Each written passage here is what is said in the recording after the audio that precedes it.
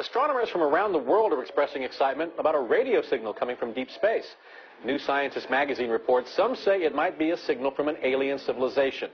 The signal coming from a point between the Pisces and Aries constellations has been detected 3 times by the SETI radio telescope in Puerto Rico. The giant antenna uses a worldwide network of personal computers to sift radio signals from space. Sounds like a movie. It does. Contact, baby. Yeah, Thank you, Bill. Bay Area scientists today said we need to decide what we're going to say to extraterrestrials. A recent discovery of a mystery signal, along with new technology, are leading some to predict we'll soon have a chance for a cosmic conversation. It's really startling when you think about it. KTVU Health and Science Editor John Fowler is here now with more. John? Startling it is, and it could be humanity's most important message, a simple hello. Across the globe, radio receivers like these are listening for a signal of intelligent life in the universe. And as in the movie Contact, real astronomers today say they have at least one mystery signal picked up by this dish in Puerto Rico last month. And they're confident technical advances will turn up a sign of ET. We probably won't be able to decode it. We'll know they're out there, there's something out there, but we won't know much about their civilization. To come here and, molest us. According to the famous Drake equation, astronomers estimate there are some 10,000 intelligent civilizations just in our galaxy. The nearest one is likely very far away. But many scientists urge caution when it comes to initiating contact. They say it might be foolish, even dangerous for Earth to assume we know all the risks. I don't think Earthlings should transmit messages right now. We're an emerging civilization. We're just getting in the game. Wertheimer heads the SETI at Home project at UC Berkeley. He says listening is one thing, replying quite another. We're just learning how to do this, and we really don't know what we're up to, and so we need to be careful.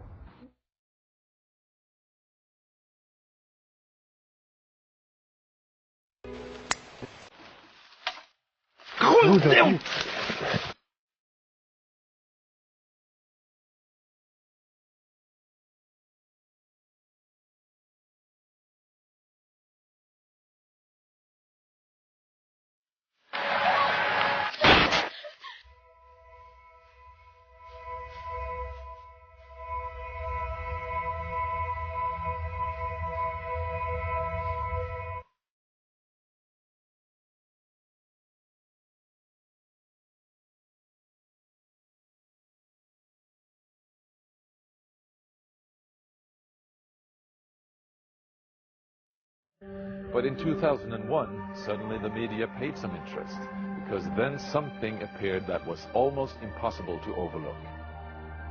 Right behind me is Britain's largest radio telescope, the Chilbolton Observatory.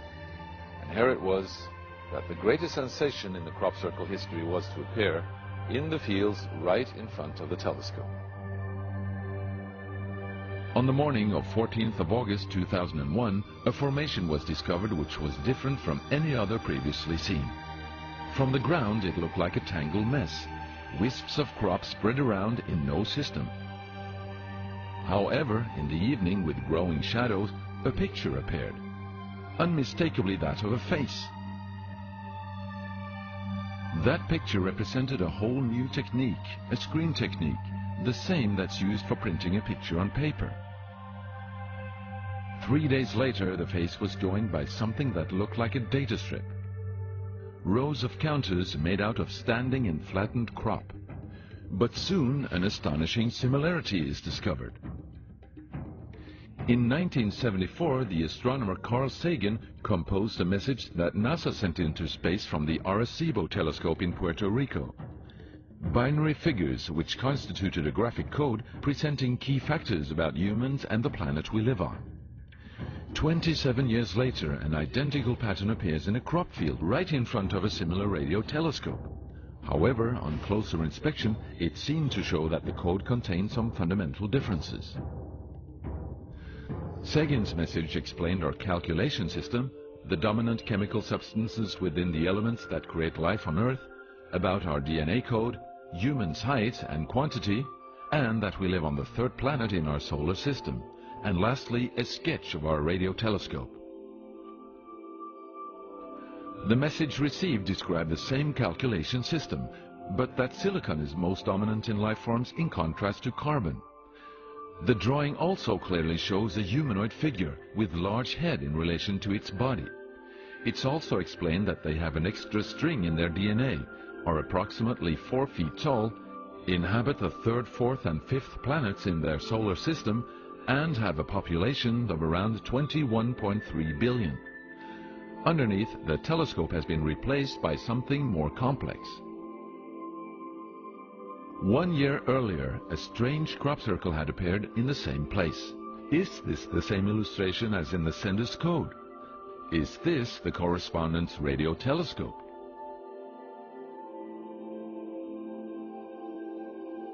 If this is not an extremely clever and well-calculated joke conducted by humans, is it a serious response from an alien civilization? The Chilbolton crop formations really gave new life to the speculations of who is behind this. Is it aliens? Where do they come from? And what is their purpose of this type of communication? The following year, very nearly on the same day, a new picture appears that gives new force to the alien theory, this time in Crabwood, near the town of Winchester in Hampshire. Once again we see a face, but this time there is an unmistakable resemblance to something extraterrestrial. The picture also contains a print, somewhat similar to that of a CD, with something that appears to be a coded message.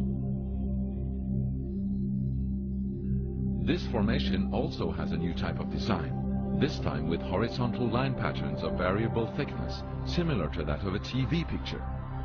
The message on the disc is similar to a spiral band built up of many boxes.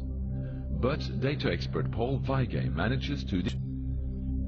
And I had to enlarge the disc quite substantially on the computer and run some image analysis over it to make it clear so that I could see what was a standing tuft and what was flattened. And while I was doing this, I noticed that every so often there was almost a mistake in the diagram. It was like there was a tuft, where the little square tuft, it had done sort of half size. I thought that's a bit odd, and it seemed fairly regular. I was going round, and I sort of counted up, and it was sort of literally every sort of 8 bytes or whatever. And I thought, oh, 8 bytes, and yeah, from computer side, is obviously some sort of binary code.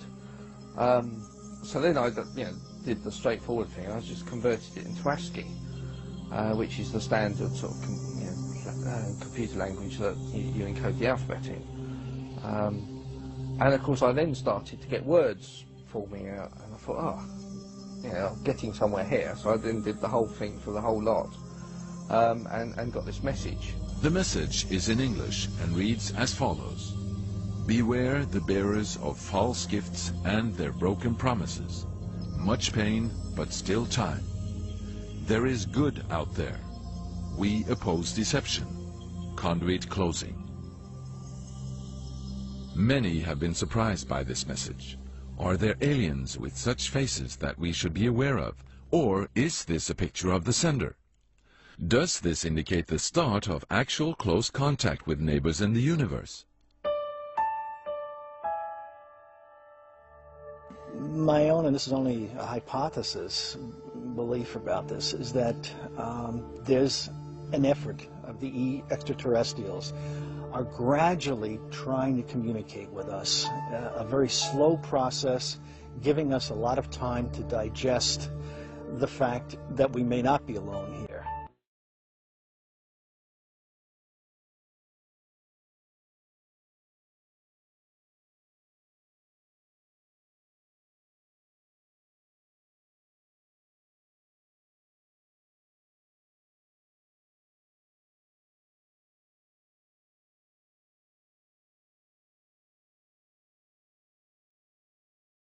Here we have an amateur astronomer capable of catching these things with his small telescope and a small camcorder.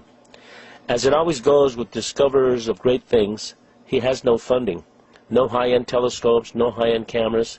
He has found something that through his apparatus that he invented is capable of capturing interstellar spacecraft.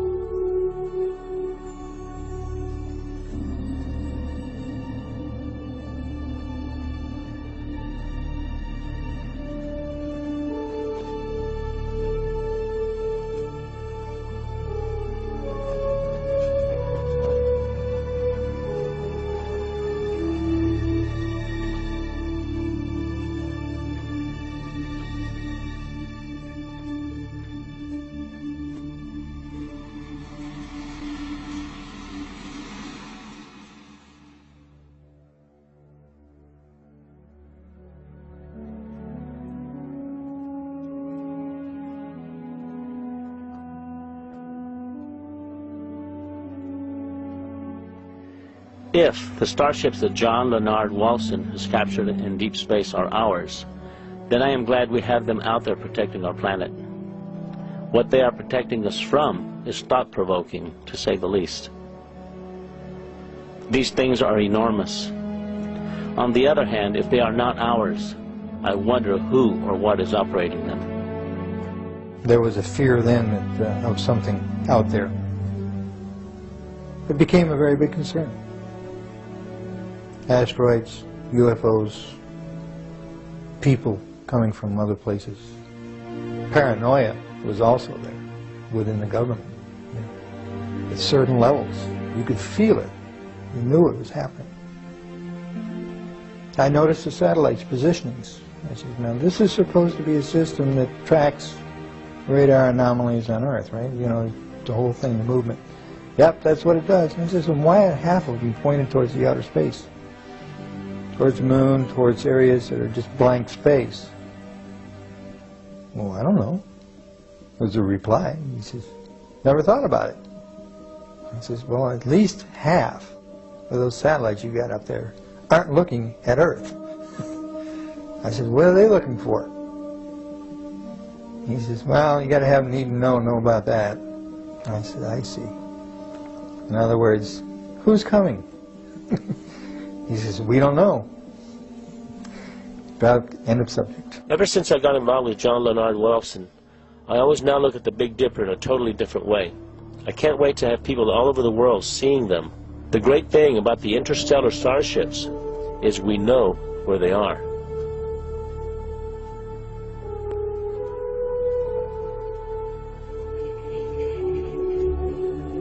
One of the scientists said it's the Star Wars project. Okay, if that's the case, where were we when they put these things up there? When one thinks how much one large structure weighs, it's inconceivable how we got it into deep space. The machinery it would take to construct one of these things is no less conceivable. And the fact that they can expand and transform into different shapes in deep space is extraordinary. There are questions I have. If they are man-made, then we must have technologies that are way beyond our comprehension. What kind of energy systems are being applied here? This is one big puzzle that has yet to be solved, or at the very least, acknowledged.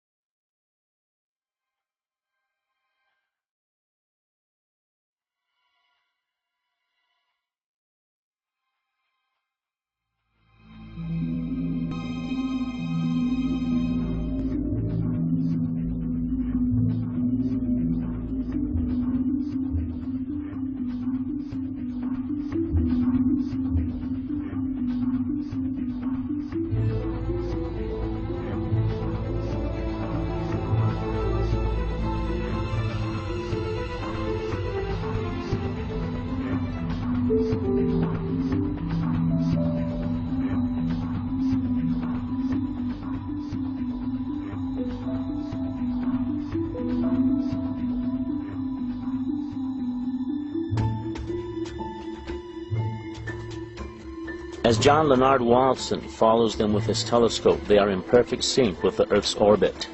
Posing as a star in Orion's belt, the Big Dipper